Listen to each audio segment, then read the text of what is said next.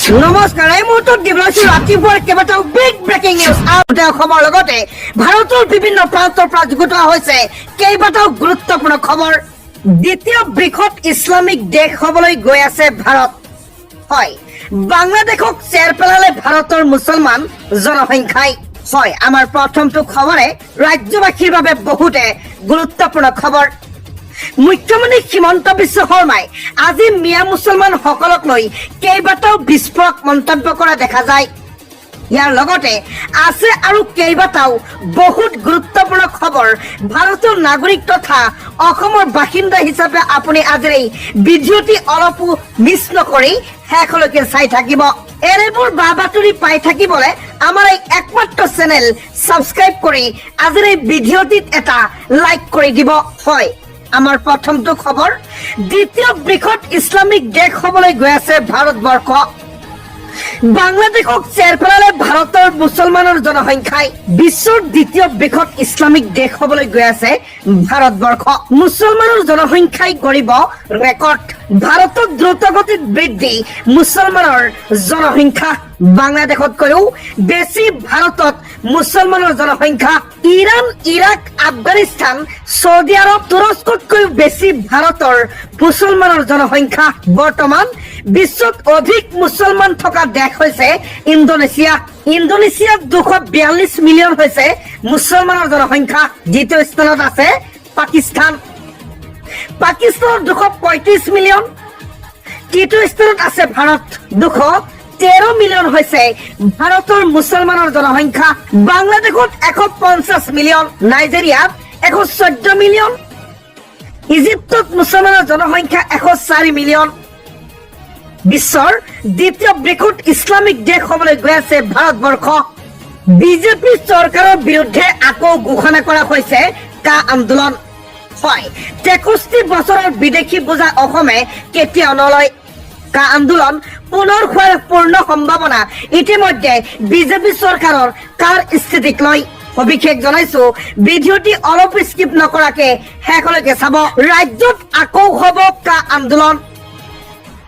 নাগৰিকত্বৰ আবেদনৰ সময়সীমা 10 বছৰ বৃদ্ধি কৰাক লৈ দল সংগঠনৰ গৰ্জন। কাট অফ ডেট সলনি নহয় বুলি ওকালতি কৰাৰ জাতিৰ দালালক জবাবদিহি কৰিব লাগে। জাতিদ্ৰোহীয়ে কা আন্দোলনক বিপথে পৰিচালিত কৰিলে তেওঁলোকক ৰাজহুৱাকৈ জবাবদিহি কৰিব লাগে অসমীয়া জাতিয়ে। 2024 31 ডিচেম্বৰ পৰ্যন্ত ভাৰতত প্ৰৱেশ কৰা লোকে পাব নাগৰিকত্ব। পূৰ্বে 2024 31 ডিচেম্বৰ পৰ্যন্ত আছিল সময়সীমা। 6টা ধৰ্মৰ লোকে কৰিব পাৰিব আবেদন। হিন্দু, খ্ৰীষ্টান, শিখ, পাৰ্চী, জৈন আৰু বৌদ্ধই কৰিব পাৰিব আবেদন। আজি কেন্দ্ৰীয় চৰকাৰে লোৱা সিদ্ধান্ত বিৰোধিতা কৰিছে কৃষক মুক্তিয়ে। ৰাজ্যত আকৌ কা আন্দোলন হ'ব বুলি ইতিমধ্যে ডাঙৰ খবৰ লাভ কৰা গৈছে। মুছলমানক বাদ দি সকলো ডি ভোটাৰে লাভ কৰিব ভাৰতীয় নাগৰিকত্ব। হয়, ডি ভোটাৰ মানে ডাউটফুল, সন্দেহজনক নাগৰিক। এই মুছলমানক বাদ দি সকলো সন্দেহজনক নাগৰিকে ভাৰতৰ নাগৰিকত্ব লাভ কৰিব। কাৰ অধীনত কোনে কোনে পাব এই সুবিধা জানি লওক আজিৰ ভিডিঅ'টিৰ জৰিয়তে।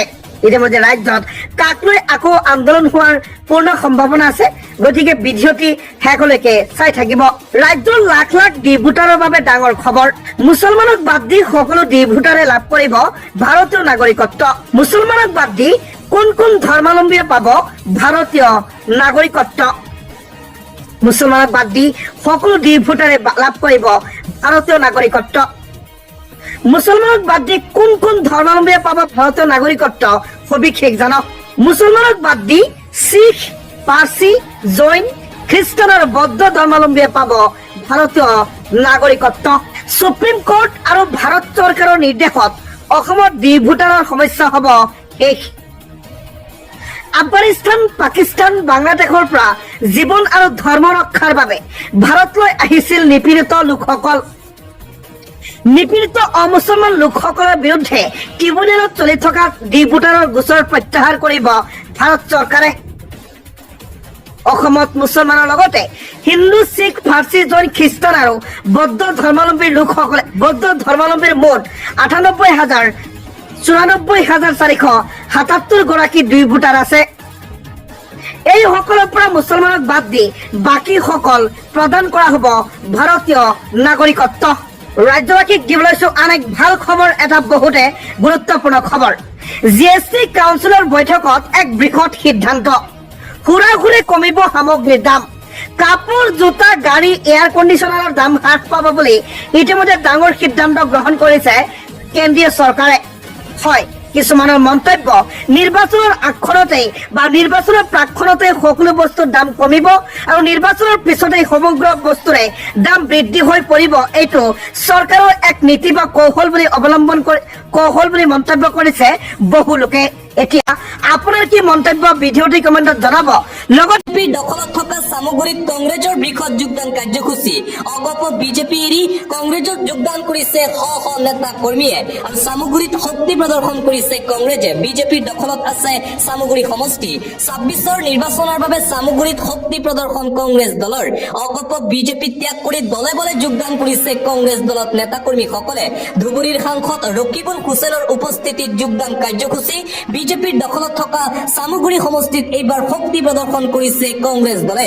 2026 চনৰ বিধানসভা নিৰ্বাচনৰ পূৰ্বে কংগ্ৰেছ দলত এই বৃহৎ যোগদান কাৰ্যসূচী চামগুৰি সমষ্টিত।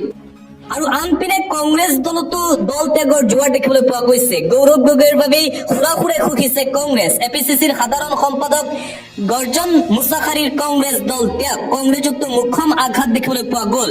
গৌৰৱ গগৈৰ বাবেই হুৰাহুৰে সুখিছে কংগ্ৰেছ দল। APCCৰ সাধাৰণ সম্পাদক গৰ্জন মুছাখাৰীৰ কংগ্ৰেছ দল ত্যাগ। BTC নিৰ্বাচনৰ পূৰ্বে কংগ্ৰেছৰ মুখ্যম আঘাত দেখিবলৈ পোৱা গৈছে। বৃহৎ কৰ্মী সমৰ্থকক লগত লৈ কংগ্ৰেছ ত্যাগ কৰে গৰ্জন মুছাখাৰীয়ে। BTC নিৰ্বাচনৰ প্ৰাৰ্থী তালিকা প্ৰকাশ কৰা সন্দৰ্ভতো কোনো গুৰুত্ব নিদিয়াৰ অভিযোগ। কংগ্ৰেছ ত্যাগ কৰিয়েই যোগদান কৰে UPPL দলত। পৰৱৰ্তী খবৰ, এইবাৰ 590 বিঘা চৰকাৰী ভূমিত চলিব বৃহৎ উচ্ছেদ অভিযান। বলবজাৰ পৰিব মুছলমান লোকৰ পবিত্ৰ স্থান মছজিদ মাদ্ৰাছাতো। এইবাৰ 590 বিঘা চৰকাৰী ভূমিত চলিব প্ৰশাসনৰ বৃহৎ উচ্ছেদ অভিযান। বলবজাৰ পৰিব মুছলমানৰ মছজিদ মাদ্ৰাছা সকলোতে। ৰখাৰ চেঙাজানত প্ৰশাসনে প্ৰেৰণ কৰিলে উচ্ছেদৰ বাবে জাননী পোৱাৰ পিছতে হাহাকাৰ। মছজিদ মাদ্ৰাছা সকলো এফালৰ পৰা ভাঙি দিয়া হ'ব ৰখাত। জাননী পোৱাৰ লগে লগে উচ্ছেদিতৰ মাজত এতিয়া লাগিছে হাহাকাৰ আৰু কান্দোন দেখিবলৈ পোৱা গৈছে। জাননী লাভ কৰি বহু লোকে নিজেই ভাঙিছে নিজৰ ঘৰ। ৰখাত চলিব এইবাৰ প্ৰশাসনৰ বৃহৎ উচ্ছেদ অভিযান। আন্তঃৰাষ্ট্ৰীয় পৰ্যায়ৰ এটা গুৰুত্বপূৰ্ণ খবৰ, গাজাত যুদ্ধবিৰতিৰ দাবী। নেতানিয়াহু চৰকাৰৰ বিৰুদ্ধে সৰব বিশ্ব। নেতানিয়াহু চৰকাৰৰ বিৰুদ্ধে ৰাজপথত ইজৰাইলৰ জনতা। নিজ দেশৰ জনতাৰে ৰোষৰ বলি নেতানিয়াহু। গাজাত অমানৱীয় অত্যাচাৰ চলাই বিপদত পৰিছে নেতানিয়াহু। গাজাত যুদ্ধবিৰতিৰ দাবীৰে প্ৰতিবাদ কৰিছে ইজৰাইলৰ জনতাই। নেতানিয়াহুৰ আৱাসত আক্ৰমণ ইজৰাইলৰ ক্ষোভিত জনতাৰ। ইজৰাইলৰ সংসদ ভৱনৰ সন্মুখত হিংসাত্মক প্ৰতিবাদ দেখিবলৈ পোৱা গ'ল। হামাছে বন্দী কৰি ৰখা ইজৰাইলীক মুকলি কৰি অনাৰ দাবী। হামাছক আক্ৰমণ কৰি হৰঠেকত এতিয়া ইজৰাইল চৰকাৰ। ঘৰৰ পৰা ওলাব নোৱাৰা অৱস্থা ইজৰাইলৰ প্ৰধানমন্ত্ৰী বেঞ্জামিন নেতানিয়াহুৰ। নেতানিয়াহুৰ আৱাসতো অগ্নিসংযোগ উগ্ৰ প্ৰতিবাদকাৰী ৰাইজৰ। নেতানিয়াহু চৰকাৰৰ বিৰুদ্ধে ৰাজপথত খোদ ইজৰাইলৰ জনতা।